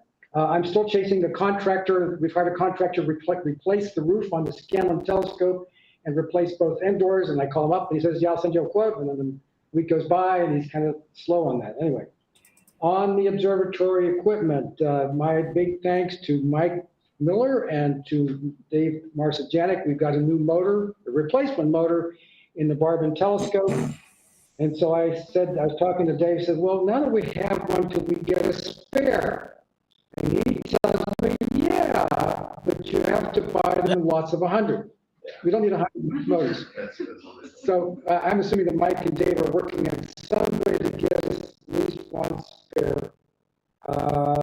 Also, this is proof that I was born in 1950. So we're going to have a warning system in the observatory where when you go out the door, you're the last one out, you're turning out the lights. We'll have 2 red lights by the door, and they'll tell you if one of the clock drives is running. So in my ancient mind, it says, oh, well, we could do that with wires all through the building, conduit. And Jody Farr says, no, join the 21st century, do it wirelessly. So now Wagman's going to have, and maybe Minger could have this. Right as you go out the door, you turn out the lights. If you see a red light on, that means one of the scope drives is running. You got to go in there and turn it off, okay? And the other person I want to salute in that regard, being dragged into the 21st century, is Owen McIntyre. I have a 300 milliwatt laser I use for the sky tours. And it's starting to get weak. So I grab the thing and I'm twisting it, trying to get the battery out. And young Owen shows me there's a USB port on it. And me kicking and screaming into the 21st century. And, oh, John Holtz, one last detail for anybody, little digression. We just had the Kentucky Derby, right? Next is the Preakness. Yes. I thought, what a great way to explain why Venus moves so fast when it gets to the eastern elongation to the inferior conjunction. It's like you're at the racetrack. The horses are on the floor. The tractor, proper motion is relatively slow. And then when they come around the bend, they're going real fast. And that's why Venus, again, tell us to the public why Venus is gone. It dives down the horizon in no time because it's just like being at the finish line. The horses, Venus goes rushing by. So use that this summer to explain why Venus moves so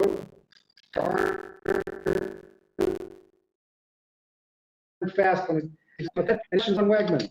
So Venus is golden tempo. Yeah. Okay. Any other questions? Otherwise, that's the Wegman report.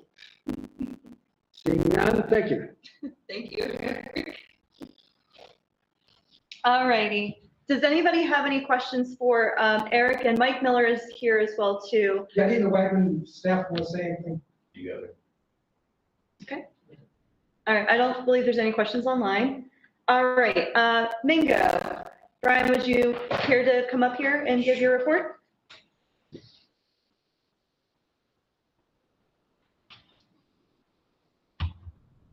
All righty.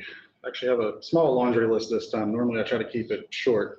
We'll just recap our last star party, which was our first star party for the season, was clouded out. So we're hoping that Wagman didn't pass their curse to us. We're hoping we're not going to flip-flop every year. Only one observatory can have successful star parties, but we're looking forward to our upcoming star party this coming weekend, May 15th and 16th. Scheduled solar safe observing is scheduled for 6:30 p.m., but our members will be here probably around 2 to open up the building. What are our May star party? We will, by we, Mingo is going to be requesting some assistance. As many of you know, we replaced the carpeting in the planetarium, 10-inch bay, 24-inch bay latch, front entry, hallway to the 24, and the 10-inch anteroom. So we have a lot of things to move.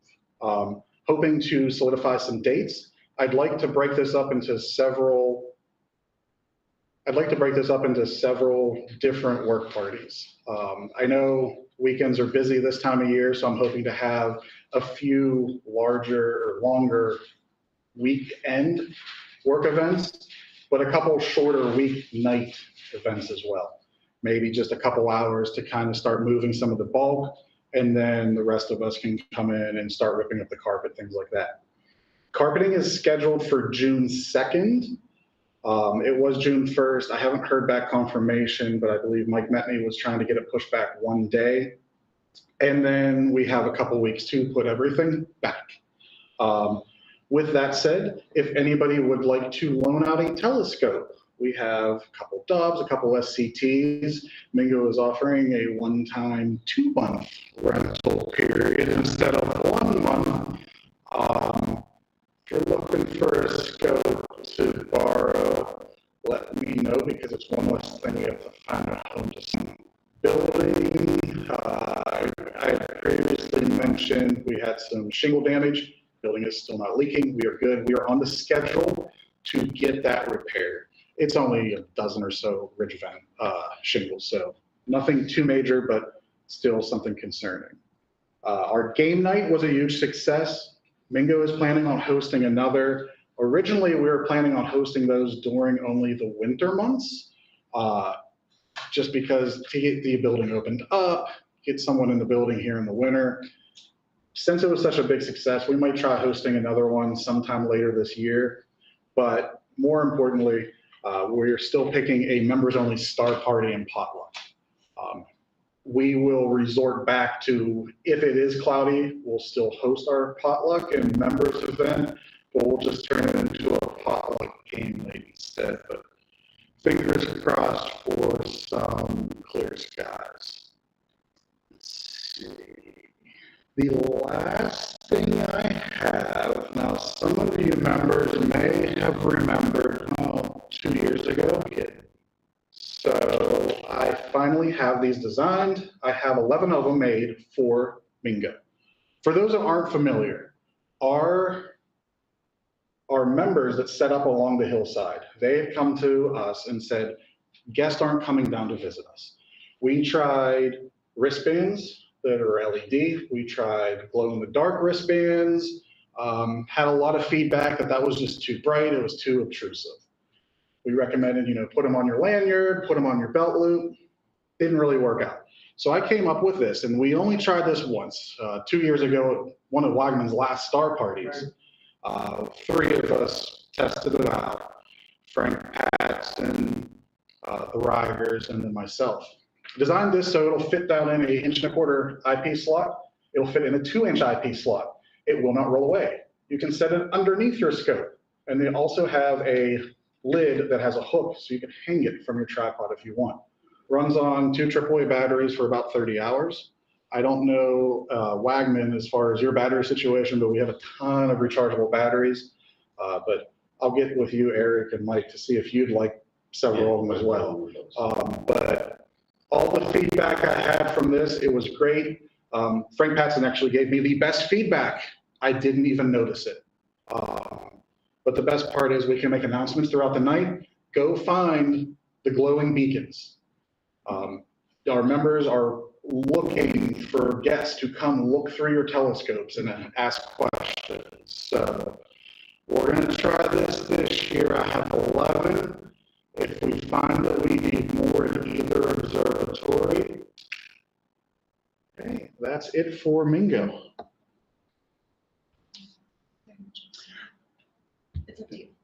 Yeah, thank you for reminding me, actually. So one last thing, not Mingo related, this is more club related. I don't see them on the meeting, but I'll still do the introduction just in case. Tonight, we have a special guest joining us, Sue from Dwarf Labs. Over the past year, we've had the pleasure of getting to know the team at Dwarf. We first were approached by Dwarf Labs, not this past NEAF, but the NEAF before.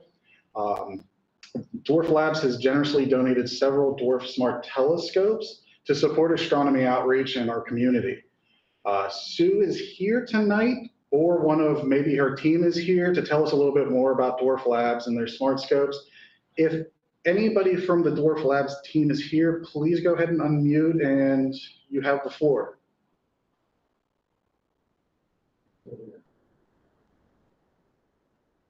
Unfortunately, maybe they had a scheduling conflict. I'm not seeing anybody unmuting. So we will try to reconnect to see in September. They were very eager to join a meeting and try to, meet some of our members here. But it was kind of a last minute setup. So we will try again in September. If you guys see something, just let me know. Okay. All righty. Okay, thank you very much, Eric, Mike, and Brian, for giving us some updates on the observatories. Oh, sorry. Oh, there we go. Okay. All right. Going ahead and moving on here. So mostly for old business, we discussed about I nominated Mike Miller for committee chairperson. I gave him the green light to form his own nomination committee. I believe due to how easy basically putting the election together, I think Mike generally works solo on this project. He did get some advice from Rich from the past elections, just to understanding how to go to Election Buddy and run everything. And then we also talked about the 2026 ballot. So again, going back with the April meeting minutes that Rich had went over, for the ballot, it was Rich Dolish for president, John Weskovich for Lish for corresponding secretary, and then Gail for membership secretary. I'm just trying to remember if there was, and then Marcus for recording secretary. Thank you. And at that time, unfortunately, we did not have a nomination for treasurer. I know Mike, for the past couple of weeks, he had reached out to several members, and obviously we understand just the responsibilities that go with the treasurer. So needless to say, the executive committee, we were coming to a point where we were trying to basically get a plan together if we were unable to find a volunteer. So there was a lot of back and forth discussion, and it's kind of funny, but basically one or two members of the executive committee were just like, let's just give it one last shot. GuideStar Express, send some emails out, send our, puppy dog faces online and be like, and very thankfully, we actually had two members that immediately reached out after we sent out that final SOS. And one of the members that did reach out, we were very grateful that they were willing to volunteer. It was just per the bylaws. They were just in a position where they were not in the club long enough. So we definitely appreciate the enthusiasm. We definitely would like to, allow that person to be further involved. Obviously there's lots and lots and lots of volunteering officer positions that come up. So, the fact that we did get some responses, we were very, very grateful. And then, of course, the one response we got was Joe, and Joe's here tonight. So first off, I just wanted to give a shout out to everybody that, again, that volunteered. And also, I want to give a big shout out to Joe. Like I said, it was like that last SOS, and he didn't even hesitate. He's like, okay, I'll sign up. So thank you, Joe. But anyway, I think at this moment, I think we went ahead and closed the poll. So I hope you guys took my advice before we started the meeting. And if you didn't cast your votes, I hope you were able to. I'm going to go ahead and ask Mike to, if you want to come up here or however way you want to do it. I believe Mike has officially tallied the votes, and I will let him give that announcement. So thank you, Mike, and thank you again for volunteering as well too. Thanks. So, I didn't count them, the software did, but yeah, so we have the votes counts here. I'm not going to list all the counts, I'll just list the winners. So for corresponding secretary, Lish Bartoluzzi. For membership secretary, Gail Rager. For vice president, John Weskovich. And then, okay, yeah, and those are all of our incumbents. For our new officers, recording secretary Marcus Mueller, and let's see, treasurer Joe Malkin, and the only 99% of the votes went to Rich Dwarf, and there was one vote for Kristen Crawford. So I don't know if that person didn't get the memo, but yes. So yes, those are our new officers. Thank you very much for everyone that volunteered to do it. And that is all.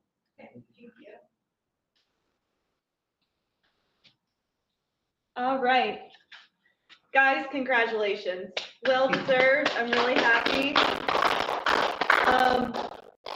First off, again, I just want to tell everybody online and in the room that I am and was very grateful to be your past president for the past couple years. It was definitely a journey. I'm glad it all worked out very well. I feel that, you know, with those stepping stones and now with the new leadership coming in, I see a very, very bright future. I am going to still be a part of that, so I don't want anybody to feel that I am fully stepping away. But I do want to thank everybody, and also I wish, again, the new officers, Rich, as our upcoming new president, I also wish you luck. I think things are going to go very well, and you know, again, thank you. All right, Mike's clapping, everybody's clapping. All right. Oh, before I forget, because I will forget, I would like to make a motion to excuse Mike Miller from being nomination chairperson, because I know I'll forget to do it. And I don't want you to wait an entire summer to get. So may I have a motion to dismiss Mike from being chairperson? Rich Dolish first. Do I have a second? Oh, John, back in the back. All right, all those in favor? Aye. Aye. Thank you, John. All right, are there any objections? Any abstains? All right, motion passes. Thank you again, Mike, for your time. Much appreciated. No excuse for Mike Miller. Some of our friends have been like, why aren't you running for a position? Like, the directors don't get voted on. All righty. Okay, so just some event reminders again. Observatory Star Parties, so May 15th and 16th at Mingo, May 22nd and 23rd at Wagman. Please let the directors know if you are planning on volunteering. That way, if there's anything specific they may need help with, they can you know, reach out to you. May 9th is off-site. We have the Penn Hills Library. I'm sorry, I did put a note in there. The weather does not look very promising. Rich, are you the main contact for? I am. Okay. So if any members were planning on going to Penn Hills, contact Rich if you want to make sure that the Star Party is still taking place. On May 29th, there's an off-site party at Norwin High School. Can I add something? Yeah. Norwin High School bit? Yeah. It's not Norwin High School. Oh. High School is the sponsor. It's not at Norwin High School. It is at Oak Hall. It's listed up there as Norwin High School. Don't show up at the high school. It's at Oak Hollow Park because it's being hosted through North Huntington Township. Okay. The event does have the correct. Yeah, the event does have the correct. On the website. It says Yes, Norwin. I just Okay. wanted to make sure that because we're talking about it here and it says Norwin High School, I just wanted to make that clarification. Okay, thank you. No, I appreciate that. Maybe, Joyce, maybe we'll send out just an express email, or was that mentioned in the? I think it's probably listed in the guide star. Okay, all right. So Just to get the safe side, we'll send a separate list. yeah, I was gonna say I would do that too. Just I don't want anybody to go to the wrong school. A bunch of telescopes show up in Norwin High School. What's going on? Yeah, what's going on? All right, and then Sean, I believe he just recently put an email out for quaffing. It's going to be at Max's Allegheny Tavern, so please reach out to John if you are interested in attending. I believe it's at 2 o'clock, and that is, again, is on a Saturday. So, well, Correct. That's 2 p.m. Saturday afternoon, 2 p.m. Okay, perfect, perfect. No drafting will be taking place, so maybe the crowds will be a little bit better. All righty, so let's go ahead. I think, there we go. All right, so next meeting is so we get a little bit of a break for a while for the summer. So our next meeting is actually going to be Friday, September 11th, which I didn't know it was actually on that Friday. Yep. Yeah. Somebody mentioned that it was going to be the 25th anniversary for that Friday. So whether it's going to be online, in person, that will be. Oh, Dan, I'm sorry. Dan, did you have something? Hi, can you hear me? I can, yes. Yeah, hey, before you adjourn, I just wanted to make a desperate plea for assistance with my sidewalk astronomy. For anybody that doesn't know, for 15 years, I've been going up to Grandview Avenue on Mount Washington, setting up my telescope directly across from the Carnegie Library, right next to one of the overlooks, setting up. And as people walk by, hey, do you want to see the moon? You want to see Jupiter? You want to see Saturn? Those are basically the three things I can show from up there. Well, as the summer is coming up, especially like in May, I expect the weather to be a lot better, so there's going to be a lot more people. There was a period where come up and help me out set up their telescopes, but that hasn't happened for like 3 years now. It's been years since I've had any members at all show up. The only person that's really come up to help me is Mary Devon, and oftentimes she doesn't have her telescope, which is okay because, as I've always said in my emails, even if you don't have a telescope, you can be a big help. Even if you're just like in the club for like 3 weeks and you don't know much about astronomy and you don't even own your own telescope, I could use your help because you could pass on these AAAP cards that I have for people, and you can show people over to me. Hey, come on over, see the moon, whatever, and you can tell people about the club and our star parties and tell all kinds of things about the club and really be a big help. It's especially helpful to me, and so they can come up and show Jupiter, because the problem is, like right now, the things that I would be showing would be the moon and Jupiter, okay? And it's 4 moons. Well, everybody wants to see both. So I might have a line of 8 or 10 people lined up waiting to see them.